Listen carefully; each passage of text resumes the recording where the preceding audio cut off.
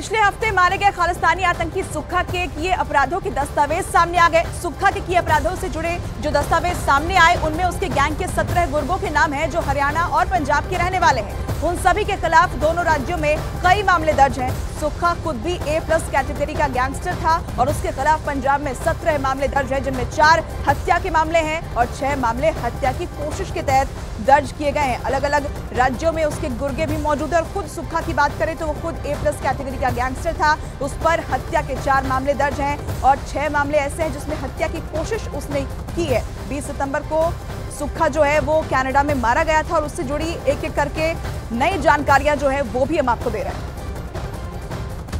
इस खालिस्तानी आतंकी सुक्खा की क्राइम फाइल एक एक करके खुल रही है। आइए सुक्खा के अपराध लोग की एक एक बातें अब आपको बताते हैं। सुक्खा के लिए अपराधों के जुड़े जो दस्तावेज सामने आए हैं उनमें उसे A+ कैटेगरी का गैंगस्टर बताया गया है।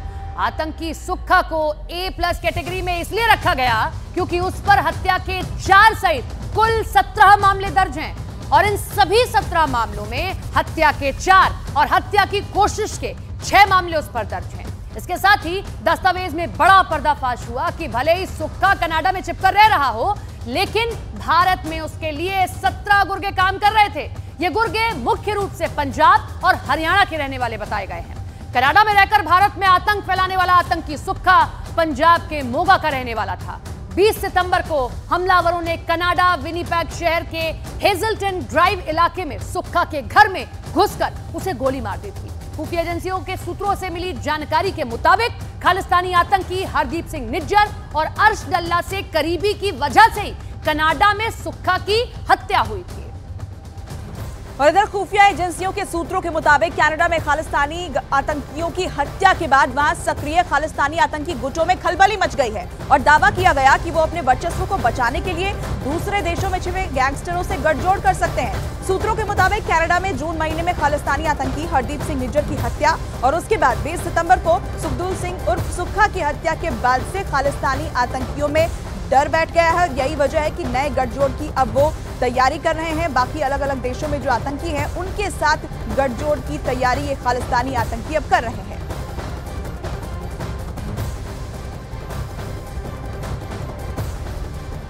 और इन्हीं डर की वजह से आतंकी अब अगली प्लानिंग पर काम कर रहे हैं। आइए आपको पॉइंट वाइज एक एक करके ये पूरा मामला समझाते हैं और बताते हैं। विदेश में रहकर भारत के खिलाफ साजिश रच रहे आतंकियों की एक एक करके हो रही हत्या के बाद खालिस्तानी आतंकी खौफ में हैं। खास करके कनाडा में जून में खालिस्तानी आतंकी हरदीप सिंह निज्जर और 20 सितंबर को सुक्खा की हत्या के बाद उनमें दहशत और बढ़ चुका है। उन्होंने अपने किले ढहने का खतरा दिखाई देने लगा है और जिसके बाद खालिस्तानी आतंकी नए गठजोड़ की तैयारी में है।